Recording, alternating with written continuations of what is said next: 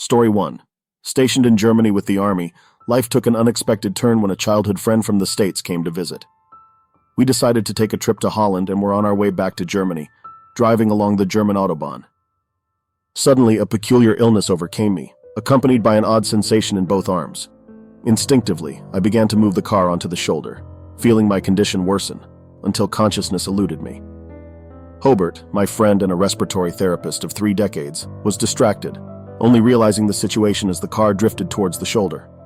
He managed to steer us to safety, but not before he heard a sound from me that filled him with dread. In that moment, a surreal transition occurred. I initially found myself detached, contemplating the necessity of breath, only to find myself in an ethereal observation, looking down upon a figure bathed in a brilliant column of light amidst encompassing darkness. That figure, I soon realized, was me. Suddenly I stood within the light, marveling at its brilliance without harm or the need to shield my eyes, and I noticed the vast expanse of darkness around me, its depths unfathomable, yet somehow visible. The light offered not just clarity, but an absence of the pain that had been my constant companion due to previous injuries. I felt a profound sense of wellness, a stark contrast to the daily discomfort I had known. Time, as I understood it, seemed irrelevant in this place, a concept I grasped intuitively yet couldn't rationalize. Drawn to venture into the unknown, I felt an urge to step forward but was aware that looking back was not an option. It was then a voice spoke, embodying a force as potent and encompassing as nature itself, its words resonating with me on a level beyond hearing, imbuing me with an indescribable sense of vitality and joy. Faced with a choice, when asked about my desires, I expressed a longing to continue forward. Yet reminded of Becky, my wife of over 30 years, and our daughters, I affirmed their resilience and strength. The conversation that ensued with this unseen presence left me reassured, yet the details faded, leaving only the memory of acquiescence and anticipation for what was to come. Following the ethereal encounter, I found myself lying in a snowbank by the roadside, pulled out of the car by Hobart to initiate CPR. Despite his efforts and expertise, my body didn't respond until he resorted to an outdated, somewhat desperate method, a cardiac thump, a technique not in favor but one he felt compelled to try. Miraculously, on the 3rd attempt I began to stir. When I opened my eyes, visibility was nil, shrouded in what seemed like a cloud but was actually steam, rising from where the heat of my body met the cold snow, creating a misty veil around me. My condition was dire. I was profoundly unwell, to the point where Hobart had to maneuver me into the passenger seat, driving urgently to seek help. In a foreign country, unfamiliar with the locale and unable to communicate in the native tongue, he somehow managed to find a gas station. The attendant, seeing my state, quickly realized the gravity of the situation, and soon, I was being attended to by paramedics, complete with a doctor who administered emergency injections right through my denim jeans, bringing me back from the brink. After stabilizing me at a local hospital, plans were made for my transfer to Walter Reed Army Hospital. The night before the transfer, I convinced the staff to let me go home to prepare, despite wearing a Holter monitor. Back home, the reality of my experience weighed heavily on me, causing restlessness and a deep-seated turmoil. Hobart's confirmation of my clinical death only deepened my unease. Compelled by an inexplicable urge, I stepped outside into the night. There, under the awning, a peculiar light caught my attention. Moving to get a better look, I was confronted with an awe-inspiring vision. Jesus, seated on a white throne, enveloped in divine light. Despite my skepticism, the vision persisted, driving me to my knees in reverence and prayer. When I dared to look again, the vision had vanished, leaving only the night sky in its wake. This profound moment brought an unparalleled peace over me, silencing the whirlwind of doubts in my mind. I had expected my vision to be a worldwide spectacle, yet it remained a deeply personal encounter, affirming my faith in the existence of a higher power. The experience was undeniable, a testament to the reality of God, His Son Jesus, and the Holy Spirit. It was a moment of divine interaction, an assurance of the spiritual realm beyond the tangible, which has stayed with me as a testament to the profound and indescribable connection I felt during those moments on the brink between life and eternity. This story was shared by Daniel W. and happened in 2006. Story 2. I was a fresh graduate, buzzing with the thrill of finishing high school, when I found myself thrust into the rigorous world of ROTC basic training at Fort Knox, Kentucky. Those initial weeks were a blur of activity, discipline, and the kind of camaraderie you only get in such intense environments. But as the 3rd week dawned, my health took a turn for the worse. I woke one morning to find myself utterly incapacitated by pneumonia. My attempts to rise met with failure. My body was racked with fever, delirium took my mind and I had a strange cough. Missing my formation, the drill sergeant's visit soon followed, bringing with him a sense of urgency as he called for medical help. The base hospital became my new quarters after a medic's quick assessment. My stay in the hospital spanned 3 nights, punctuated by daily x-rays to monitor the progress of my lungs. The details of my treatment blur into the background, save for the vivid memory of being wheeled for an x-ray on my last morning. The image of my lungs, marred by numerous nodes linked by delicate lines, remains etched in my memory. Despite the severity of my condition, I was sent back to my unit, a decision that still puzzles me. Nevertheless, I pushed through and graduated with my peers. Post-training, a brief respite at home did little to alleviate my condition before it was time to head to the Military Institute for the fall intake. The drive there was a challenge, and upon arrival, my health swiftly deteriorated, marked by high fever and the return of the cough. After a conversation with my TAC officer, I found myself in the school's infirmary, a modest facility, but a sanctuary nonetheless. The medical staff swiftly got to work, addressing my severe dehydration and initiating antibiotic treatment. A reaction to one of the medications added another layer to my ordeal, revealing an unexpected hypersensitivity. That afternoon, as I settled into a restless sleep, the infirmary's tranquility was my only companion, save for the solitary nurse on duty. The night stretched on, a silent witness to the struggle my body was enduring. In that moment, I sensed a profound wrongness within me. My heart was in a frenzied race, my mouth parched beyond belief, and the room seemed to spin in a dizzying dance. It was a sensation utterly foreign to me, both then and ever since, heralding, I believed, my imminent departure from this world. Despite my attempts to summon help using the call button and even resorting to shouts, the response I sought was eerily absent. Driven by desperation, I clumsily exited the bed, a fall to the floor marking my feeble attempt to seek assistance. With the IV stand as my reluctant companion, I dragged myself on hands and knees towards the promise of aid at the nurse's station. My memory captures me kneeling there, struggling to hoist myself up, catching sight of the nurse as she dashed to my aid, questions spilling from her lips, though her words were lost to me. She hurried away, only to return with a male colleague, who, along with another, lifted me onto a gurney and wheeled me to a room directly across from their station, the outside world observable through a large window. Weakness enveloped me, pulling me into a darkness peppered with fleeting moments of consciousness. I remember the hustle to connect another IV before everything faded. Then, quite unexpectedly, my consciousness shifted. I found myself in a vantage point below the ceiling, observing the frantic scene unfold from a position just off to my left and above my prone body. This new perspective offered a clear, unobstructed view of the room, devoid of any tunnel vision. I watched, detached, as attempts were made to revive me. The serenity enveloping me was profound. No fear, just a mild curiosity about the unfolding events. This detachment didn't strip away my sense of self, but rather placed me as a spectator, observing without urgency. Awakening found me back on the gurney IV and monitors reattached.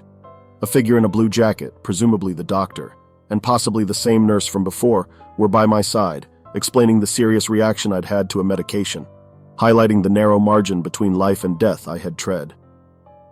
The days that followed were a blur, marked by a lingering weakness and a cough that refused to be tamed. After much thought, I decided to forgo the year at the Military Institute, a decision supported by discussions with the administration. The journey home was the beginning of a 6-month period of recuperation. My return to the Institute in 1981 was short-lived. A year and a half later, I realized that path wasn't for me and chose a different direction. This story was shared by Gregory T. and happened in 1980. Story 3.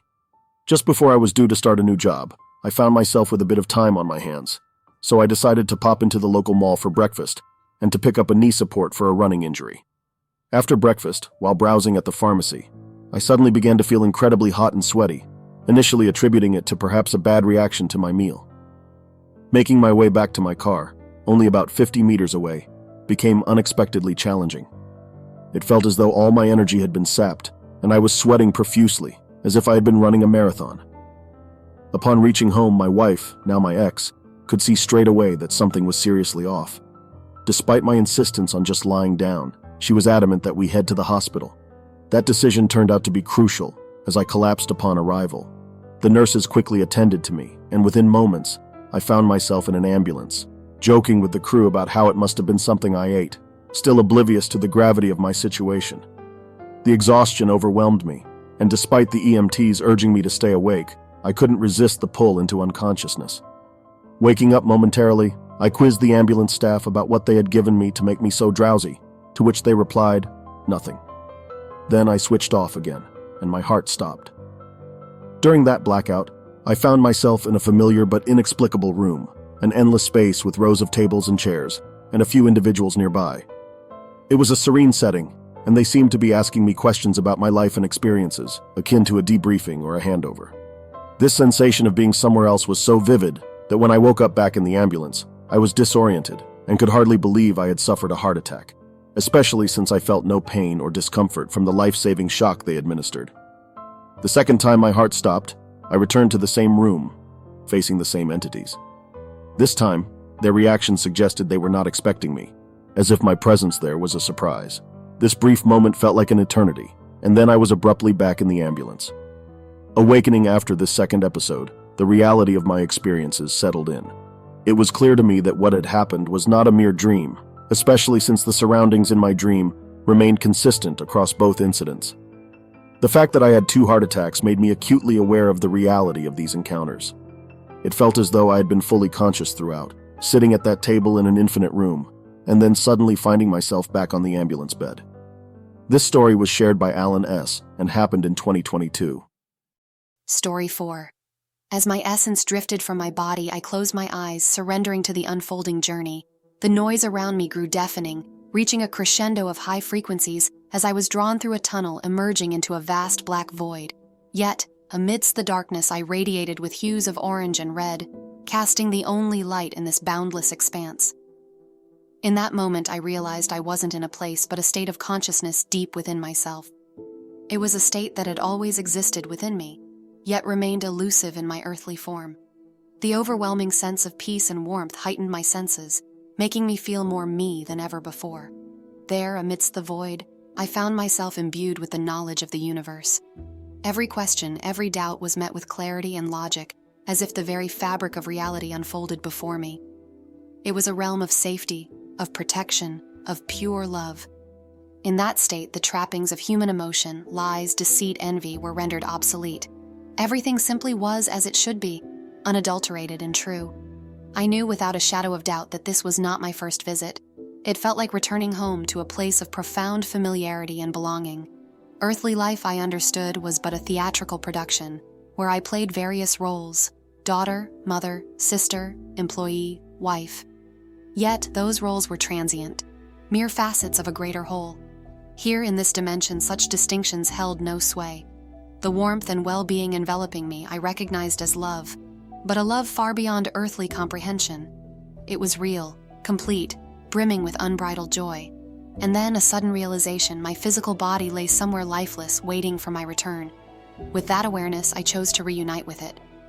As my eyes fluttered open, I was overcome by the enormity of what I had just experienced. That encounter has stayed with me ever since. I know now that death is not an end.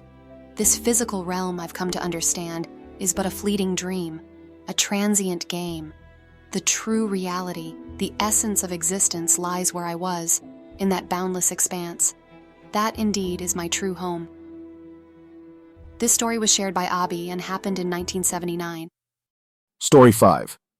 Before my experience, I was in a haze, a sort of disconnected fog brought on by stress. For over 2 decades, I wrestled with severe PTSD left untreated, coupled with the lingering effects of brain damage from oxygen deprivation during my birth. It was a heavy load to bear, and it took its toll. Then came the moment when my body simply gave out. No helping hand nearby, no support to lean on. I collapsed into an epileptic seizure, slipping into unconsciousness as oxygen eluded me once more. And in that state, something extraordinary happened. I found myself on a path, leading towards a towering mountain. At first I walked, but soon I was running, the wind rushing past me. The sky above was a mesmerizing shade of purple, and the air was filled with the melodious songs of birds. It was as if nature itself was serenading me.